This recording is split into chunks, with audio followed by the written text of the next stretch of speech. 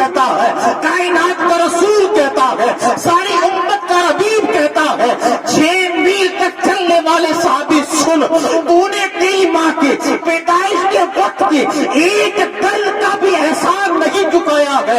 اللہ اکبر، رسول اعظم صلی اللہ علیہ وسلم کے پیارے دیوانوں، اتنی تکلیفیں اٹھا کر لے کر چلنے والا ماں کی ایک درد کے احسان کو نہیں چکا سکا ہے۔ غوث اعظم بمنی بے سرو ساما مدد قبلہ بمدد کعبہ امام مدد باگرداب بلا افتاد کشتی ضعیفانو شکستہ رات پشتی بحق کے خواجہ عثمان ہارون مدد کن یا معین الدین چشتی مدد کن یا معین الدین چشتی مدد کن یا معین الدین چشتی۔ نبی کا پائے رحمت یہاں بھی ہے وہاں بھی ہے، نبی کا پائے رحمت یہاں بھی ہے وہاں بھی ہے، غلاموں کے لیے راحت یہاں بھی ہے وہاں بھی ہے۔ تو مدینہ دیکھ کر دیوانہ سرکار کہتا ہے، مدینہ دیکھ کر دیوانہ سرکار کہتا ہے، ہمارے واسطے جنت یہاں بھی ہے وہاں بھی ہے، ہمارے واسطے جنت یہاں بھی ہے وہاں بھی ہے۔ اور کسی شاعر نے کیا خوب لکھا ہے کہ جنت میں مصطفیٰ کے صحابہ جہاں رہیں، جنت میں مصطفیٰ کے صحابہ جہاں رہیں، یا خدا میری دعا ہے میرے بابا وہاں رہیں، یا خدا میری دعا ہے میرے بابا وہاں رہیں۔ جنت میں مصطفیٰ کی بیٹی جہاں رہے، جنت میں مصطفیٰ کی بیٹی جہاں رہے، یا خدا میری دعا ہے میری اماں وہاں رہے۔ رسول اعظم صلی اللہ تعالی علیہ وسلم کے پیارے دیوانوں، تلاوت کردہ آیت کریمہ کے تعلق سے اللہ تبارک و تعالی مجھے حق کہنے اور آپ تمامی حضرات کو حق سن کر اس پر عمل پیرا ہونے کی توفیق عطا فرمائے۔ آئیے سب سے پہلے ہم اور آپ مل کر اللہ کے حبیب مصطفیٰ کریم علیہ الصلوۃ والتسلیم کی بارگاہ رسالت میں درود و سلام کی ڈالیاں نچھاور کریں اور اس انداز اور یقین سے پڑھیں کہ ہم یہاں بیٹھ کر نبی کونین علیہ السلام پر درود پڑھتے ہیں، اللہ کے نبی علیہ السلام ہمارے درود کو سنتے بھی ہیں اور پڑھنے والے کو پہچانتے بھی ہیں۔ پڑھیے بابا سے بلند اللہم صلی علی سیدنا صفینا مولانا محمد وبارک وسلم، صلاۃ و سلام علیک یا رسول اللہ صلی اللہ تعالی علیہ وسلم۔ رسول اعظم صلی اللہ تعالی علیہ وسلم کے پیارے دیوانوں، آج کی یہ پاکیزہ اور نورانی محفل جو ہے فاتحہ چہلم کے تعلق سے سجائی گئی۔ جناب حافظ وقاری حافظ شمیم صاحب کی بلا سے ہمیں بہترین انداز میں نعتیں بھی سننی ہے، اور باہر سے ہمارے تشریف لائے مہمان بریلی شریف سے ایک نعت خواں تشریف لائے ہیں، ان کی زبان سے بھی ہمیں بہترین نعتیں سننی ہیں، اور فاضل نوجوان حضرت علامہ مولانا مقیم الرحمان صاحب کی بلا سے بھی ہمیں بہترین انداز سے ملفوظات حسنہ سماعت کرنے ہیں۔ کچھ دیر کے لیے حاضر ہوا ہوں، اللہ رب العزت مجھے بولنے کی توفیق عطا فرمائے اور ہم سب کو اس پر عمل کرنے کی توفیق عطا فرمائے۔ اللہ پاک مقدس کلام پاک میں ارشاد فرماتا ہے وَبِالْوَالِدَيْنِ إِحْسَانًا۔ آیت کریمہ کا مفہوم ہے اور اپنے والدین کے ساتھ احسان کرو، حسن سلوک کرو، اچھا کردار اپناؤ۔ رسول اعظم صلی اللہ تعالی علیہ وسلم کے پیارے دیوانوں، قرآن ہمیں جن سے محبت کرنے کی تعلیم دیتا ہے، قرآن جن سے ہمیں عقیدت رکھنے کی تعلیم دیتا ہے، اور قرآن جس کے ساتھ ہمیں حسن سلوک کرنے کی تعلیم دیتا ہے، قرآن جس کا ہمیں ادب سکھاتا ہے، جس کے تعلق سے قرآن یہ کہتا ہے کہ اگر آیت کریمہ کا مفہوم ہے کہ اگر تیری نظروں کے سامنے دونوں بڑھاپے کو پہنچ جائیں یا ان دونوں میں سے ایک بڑھاپے کو پہنچ جائے تو انہیں اف تک بھی نہ کہنا۔ قرآن ہمیں ان کی قدر کرنے کی تعلیم دیتا ہے، انہیں اف کہنے سے بھی منع فرماتا ہے، رسول اعظم صلی اللہ علیہ وسلم کے پیارے دیوانوں، اللہ کے نبی علیہ السلام جب والدین کی عزت اور عظمت بیان کرتے ہیں تو صحابہ عرض کرتے ہیں یا رسول اللہ، اگر ہم اپنے والدین کی قدر اس انداز سے کریں، اگر ہم اپنے والدین سے محبت اس انداز سے کریں، ہمیں انعام کیا ملتا ہے؟ میرے کریم آقا علیہ السلام فرماتے ہیں جو اولاد اپنے ماں باپ کی قدر کرتی ہے نا، اللہ اسے بے پناہ انعام عطا فرماتا ہے۔ اور میرے کریم آقا صلی اللہ علیہ وسلم فرماتے ہیں اولاد زندگی میں کبھی بھی اپنے ماں باپ کا حق ادا نہیں کر سکتی ہے۔ ہماری اور آپ کی جو جوانوں کی سچویشن یہ ہے، جوانی کے دہلیز پر قدم رکھنے کے بعد ہمارے دلوں کے اندر یہ خیال پیدا ہوتا ہے کہ اب ہم جوان ہو گئے، ہماری جوتیاں جو ہے، باپ کی جوتیاں ہمارے پاؤں میں آنے لگی ہے۔ یہ ہمارے سوال لیتے ہیں، یہ ہمارے دل کے خیال لیتے ہیں۔ انسان سوچتا ہے جب باپ کی جوتی بچے کے پیر میں آ جائے تو بچہ بھی باپ کے برابر بن جاتا ہے۔ یہ خیال بالکل غلط ہے، اس لیے کہ پاؤں بڑے ہونے سے عقلیں بڑی نہیں ہوتی ہیں، پاؤں بڑے ہونے سے عمریں بڑی نہیں ہوتی ہیں۔ پاؤں تو اونٹ کے بھی بہت بڑے ہوتے ہیں، لیکن فائدہ کیا ہے؟ تو یاد رکھیں باپ باپ ہوتا ہے اور بیٹا بیٹا رہتا ہے۔ بیٹا چاہے باپ سے کتنا ہی لمبا ہو جائے، لیکن جب تک اس کا باپ زندہ ہے اس کی قدر کرنا اس کی ذمہ داری ہے۔ جب تک اس کی ماں زندہ ہے اس کا ادب اور احترام کرنا اس کی ذمہ داری ہے۔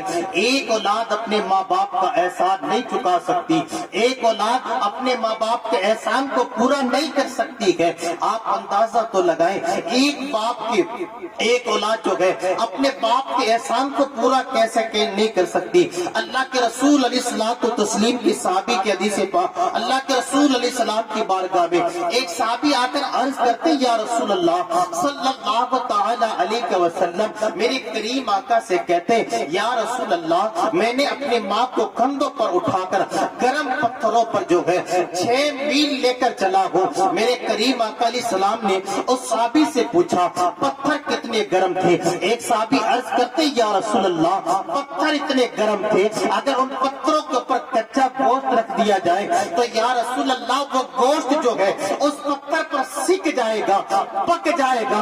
اتنے گرم پتھروں پر میں اپنی ماں کو 6 میل تک لے کر چلا ہوں۔ اور وہ صحابی عرض کرتے یا رسول اللہ 6 میل تک چلا، میرے پاؤں میں چپل بھی نہ تھی، تو گرم پتھروں پر اپنی ماں کو لے کر چلا ہوں۔ یا رسول اللہ میں پوچھنے کے لیے آیا ہوں کیا میں نے اپنی ماں کا احسان ادا کر دیا ہے؟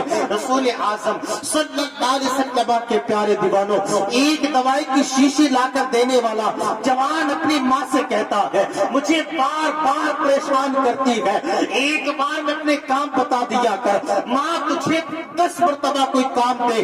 بیٹا حیران اور پریشان ہوتا ہے، لیکن سنا رسول کیا کہتا ہے، اللہ کا حبیب کیا کہتا ہے، مصطفیٰ کریم کیا کہتے ہیں۔ صحابی عرض کرتے ہیں یا رسول اللہ قدم میں چپل لگی ہے، پتھر گرم ہے، 6 میل تک لے کر چلا ہوں، کیا میں نے اپنی ماں کا احسان ادا کر دیا ہے؟ اللہ کا حبیب کہتا ہے، کائنات کا رسول کہتا ہے، ساری امت کا حبیب کہتا ہے 6 میل تک چلنے والے صحابی سن، تو نے تیری ماں کی پیدائش کے وقت کی ایک دل کا بھی احسان نہیں چکایا ہے۔ اللہ اکبر، رسول اعظم صلی اللہ علیہ وسلم کے پیارے دیوانوں، اتنی تکلیفیں اٹھا کر لے کر چلنے والا ماں کی ایک درد کے احسان کو نہیں چکا سکا ہے، اور ایک شیشی لا کے کہنے والا کہتا ہے کہ میں نے حق ادا کر دیا۔ میرے حضور کی بات تیری زبان سے نہ جانے کتنے گنا بڑھ کر بہتر ہے، ذرا اندازہ کر اللہ کا حبیب کیا کہتا ہے۔ اور پھر ہماری سچویشن اور یہ ہے پوزیشن کہ صاحب ہم اتنے لاچار ہیں، پریشان ہیں، اللہ کے نبی نے اس کا بھی تمہیں حل دیا۔ انسان کہنا کہ ہم لاچار ہیں، پریشان ہیں، حضور علیہ الصلوۃ والتسلیم فرماتے ہیں اگر اولاد کے حق میں ماں باپ دعا کرنے والے ہوں، اولاد کے حق میں اگر ماں باپ دعا کرنے والے ہوں، اولاد کو نہ جانے کتنی زنجیروں سے بھی جکڑ دیا جائے، ماں کی دعا سے اللہ ان زنجیروں کو بھی کاٹ دیا کرتا ہے۔ ماں کی دعا سے اللہ ان زنجیروں کو کاٹ دیتا ہے، اور ایسے کاٹتا ہے کہ دنیا بھی حیرت کرتی ہے آخر یہ انسان آزاد کیسے ہوا۔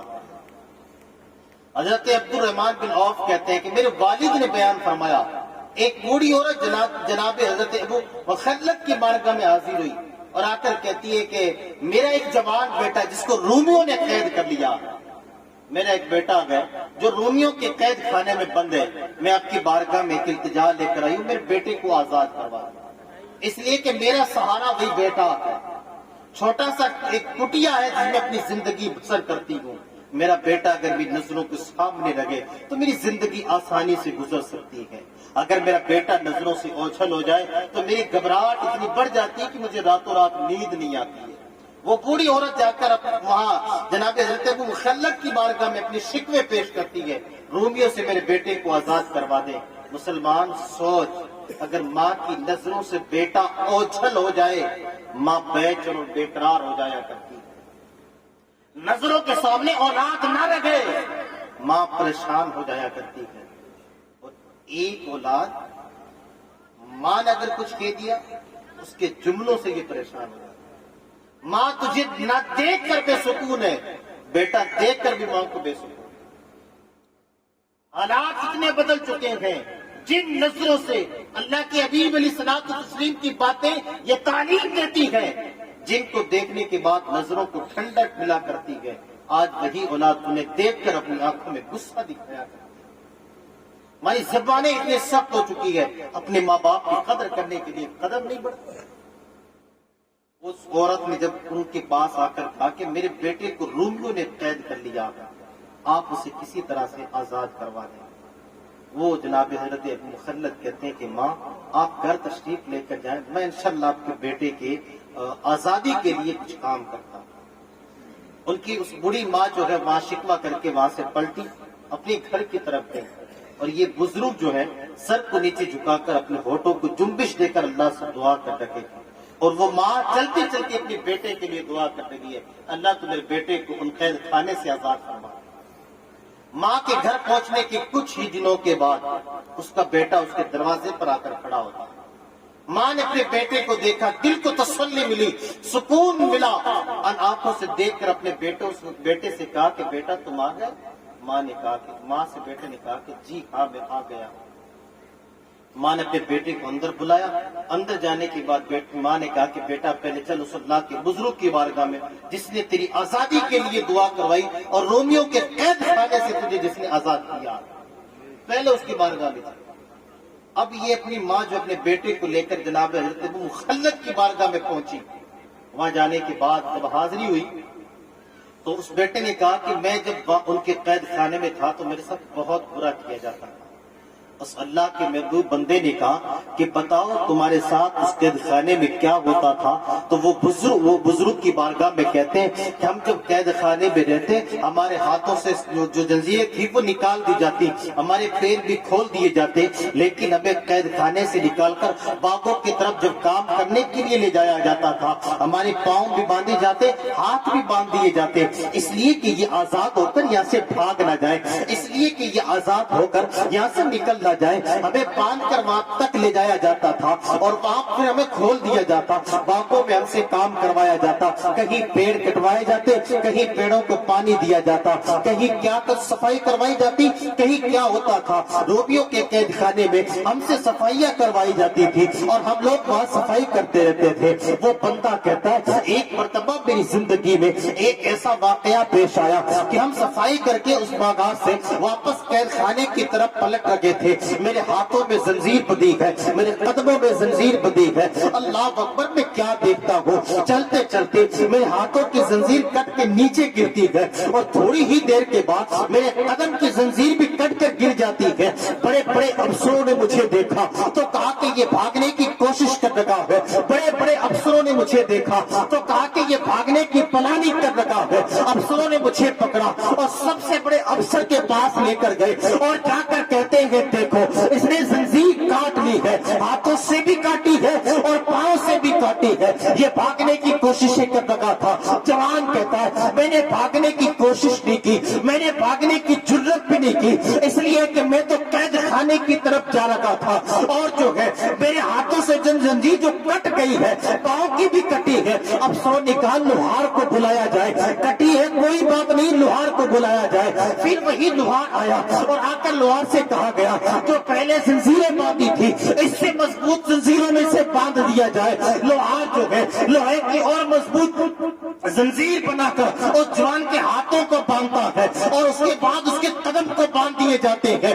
پھر کہتے ہیں کہ اس کو قید خانے کی طرف لے کر جاؤ۔ جیسے ہی قید خانے کے قریب گئے وہ مضبوط زنجیریں بھی ہاتھوں سے ٹوٹتی ہوئی دیکھی گئی، پاؤں سے نکلتی ہوئی دیکھی گئی۔ افسروں نے کہا آخر معاملہ کیا ہے؟ لوہا چاہے کتنا بھی مضبوط ہو، ایک انسان اس کو اس طرح سے نہیں کاٹ سکتا ہے، لیکن اس کی زنجیریں کٹتی چلی جا رہی ہے۔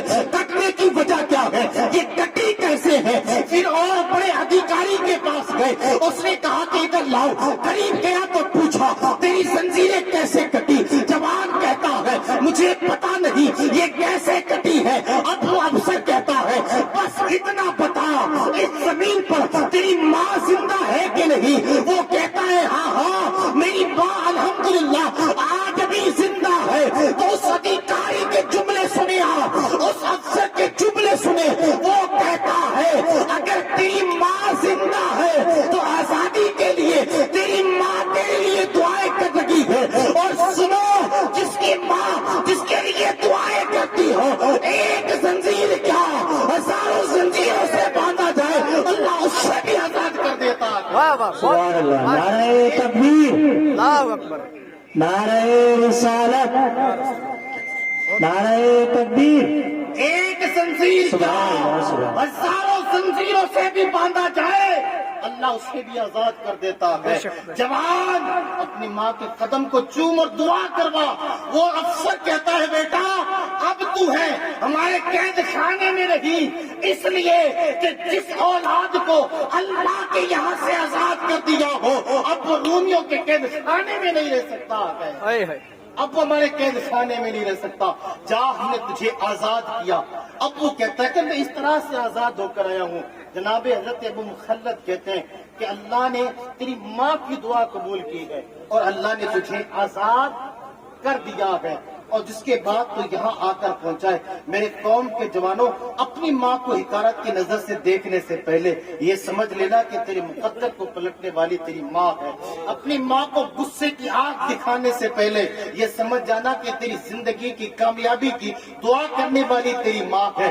اگر ماں باپ کو بدتمیزی سے پیش بھی آئے ہیں اللہ نے ابھی بھی تمہیں وقت دیا ہے ان سے معافی مانگنے کا۔ اگر ماں باپ کے سامنے گستاخیاں کی ہے تو اللہ نے آج بھی تمہیں وقت دیا ہے، اس لیے کہ رب قدیر کی ذات تو وہ ہے۔ اگر بندہ اللہ سے توبہ کرتا ہے نا تو میرا کریم اسے معاف فرماتا ہے، اور رب فرماتا ہے بے شک میں توبہ کرنے والے کو پسند بھی کرتا ہوں۔ قوم کے مسلمانوں انسان سوچتا ہے کہ میں عروج کی منزلیں پاؤں لیکن ہمیشہ نیچے گرتا چلا جاتا ہے۔ وجہ کیا ہے؟ گھر میں بیٹھے ماں باپ کو چھوڑ کر بازاروں میں ترقی کی منزل تلاش کرنے والا انسان کبھی کامیاب نہیں ہوتا ہے، لیکن گھر سے نکلتے وقت اپنے ماں باپ کو یہ کہہ کر جائے ماں تو میرے لیے دعا کر اللہ مجھے کامیاب کر دے، تو جب وہ اولاد بازاروں میں نکلا کرتی ہے تو ماں باپ کے صدقے میں وہ کامیابی کی منزلوں کو قدم اس کے چوما کرتی ہے۔ اس لیے اپنی زندگی کو ایسے بنائے ماں باپ کے ساتھ حسن سلوک کرے، ماں باپ کا ادب کر کے گزرے۔ ایک بات عرض کر دوں اپنی گفتگو کو اختتام کی طرف لے جاتے ہوئے کہ ماں باپ کی قدر کرنے والے انسان کی سچویشن کیا رہتی ہے۔ اللہ کے حبیب علیہ السلام نے فرمایا جو اولاد ماں باپ کی قدر کرتی ہے، ماں باپ کی دعاؤں میں رہتی ہے، ماں باپ سے دعائیں کرواتی ہے، اللہ اس انسان کو ایسا بناتا ہے دنیا ان کی قدر کرتی ہے۔ انسان سوچتا ہے میں یہاں تک کیسے پہنچا ہوں، لیکن ماں باپ کی دعائیں اسے وہاں تک لے کر جایا کرتی ہے۔